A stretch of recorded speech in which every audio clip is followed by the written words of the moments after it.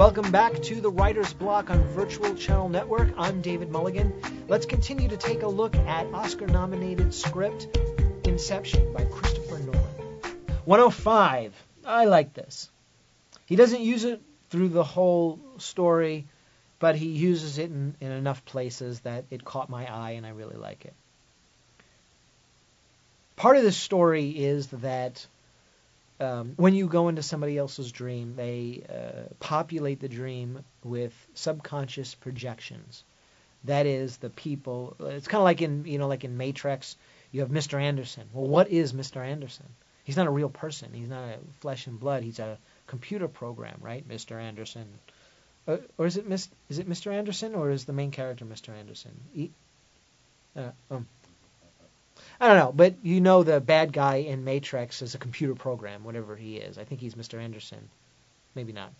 But you know what I'm talking about. Everybody does. And in this movie, they have a similar sort of device of these security guys, and they're called sub-security, two sub-security fallen behind, if you look at the top there. Cobb ignores them, the two sub-security fallen behind.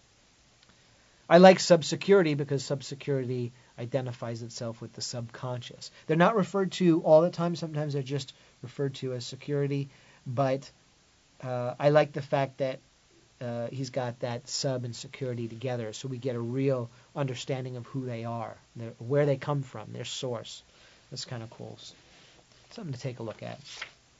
So you're writing a scene, and you want to give the audience a glimpse of something, but you don't want to reveal too much. You want to keep them on their toes. You want to keep the suspense going.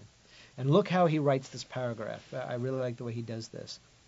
Cobb is no longer listening. He stares at the net curtains, billowing like those in Mal's suite. A glimpse of someone. Mal? As the screen goes white, we are, and then it jumps to another scene. I like the Mal in parentheses, which is an action description, and with the question mark in there and everything. I really like the way he does that, and I think there's something to be said about just mechanically saying, it looks like Mel, or it's a woman in her 30s, which, whatever. It just says in parentheses Mel, as if it's this sort of subtle thought. In the head of the reader, in the head of the main character, in the head of the audience. I like the way he does that. So take a look at that. It's when you want to reveal something like that, that's a kind of a neat way to do that very concisely, but still interesting. 146, last page. I think this is something that warrants talking about. I guess the big question for me when I watched the movie and when I read the script was, is he dreaming now? Is he stuck in his own little limbo forever? Or did he really get past immigration in the United States, and is he really with his children? Now, how the main character knows whether he's in his own dream or not, or any of these dream knots, I don't know what you call them, the dreamers, is they each have not a totem, they refer it to, I want to call it a talisman, but it's not. They call it something else. I wish I could find it. But it is something that nobody else has held or understand how it works. And this thing shows them the difference between reality and the dream state. And for Cobb's situation, he has this pewter spinning top that he has. And like another character has a loaded die that only he knows how it feels, so that when he's in the dream and he pulls it out of his pocket, if it doesn't feel like it does in real life, he knows that he's dreaming. Another character that's brought in, the architect, Adrian, she has a chess piece, which I think is very appropriate, and she changes the weight of it very specifically so that she knows. And in Cobb's case, with the spinning top, the top actually belonged to his wife, and now he has it because his wife is gone. You got to watch the movie to figure all that out.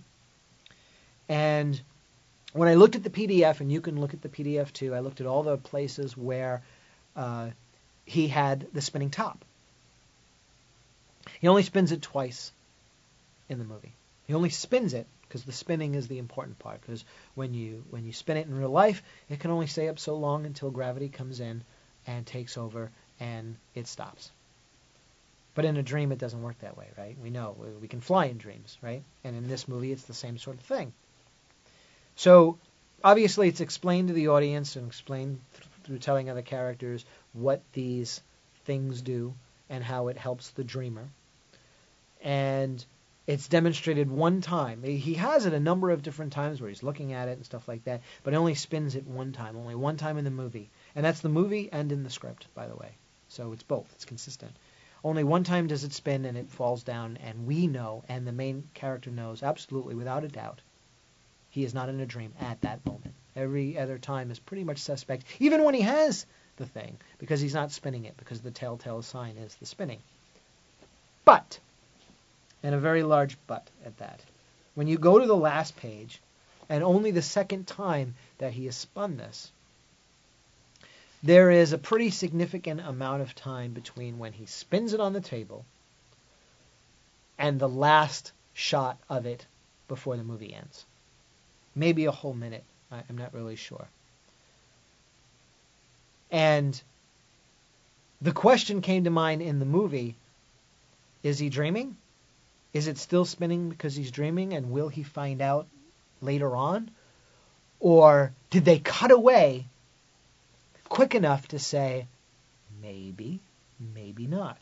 Now, on the page, if you look at the page, it says, the last sentence here, behind him on the table, the spinning top is still spinning in caps, because he likes to do that. He puts it in caps because it's very, very important.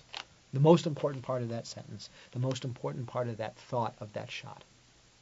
Fade out, credits, end. I like that. Fade out, credits, ends. That's kind of cool too. I'm not sure if I would do it, but he can, definitely, for sure. But when I watched the movie, I could have sworn there was at least a few frames, not even a second, of it beginning to disintegrate. That is, beginning to lose its momentum. That is, beginning to submit, to surrender to gravity in the real world. But it cuts away before any significant movement could be taken out. Now, I don't know how hard they worked on that shot, right down to the frame of where we should cut it, whether it was an issue, or did they want to just say, he's still dreaming, see, he's still dreaming. I'm not sure. In fact, I probably that's one of the things that people who watch the movie would talk about after, is whether it was or not. And it bothers me. It bothered me afterwards. And I think one of the good signs of a great script, of a great story, is where, especially if you get to the last line, right? The last line, you really want them to hold on to it because it's over. They just closed it and they're going to move on. But now you've planted a seed, an idea, as they say, which is kind of funny because that's what they're talking about in the movie, in planting an idea, Inception, an idea. And in this case, not only are they doing it in the story, and it's kind of the goal of all the characters in the movie to plant this idea, but now Christopher Nolan has planted an idea in my head of, crap, is he dreaming or not? Because I only got to see the thing fall, when he's spinning it, I only got to see it once. And every other time that I saw it, it was either in the safe, or he's holding it in his hand, or whatever, but I don't get to see the spinning. I like it. It's great. I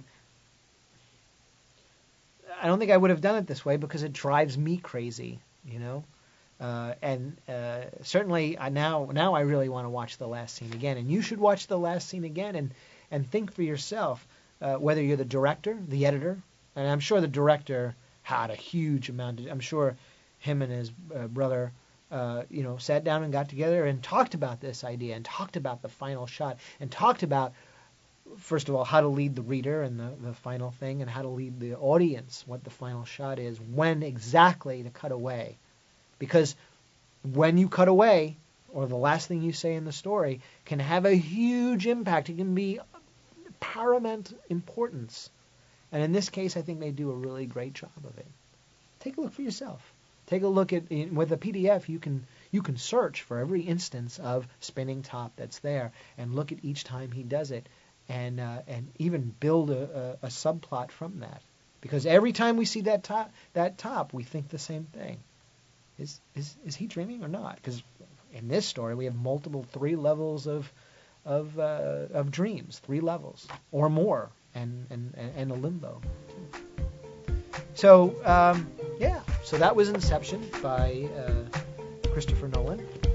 My name is David Mulligan, and I am your host for the Writer's Block on Virtual Channel Network. Thank you for joining me. I hope that you learned a lot. I know I did. And hope to see you next time when I continue looking at scripts.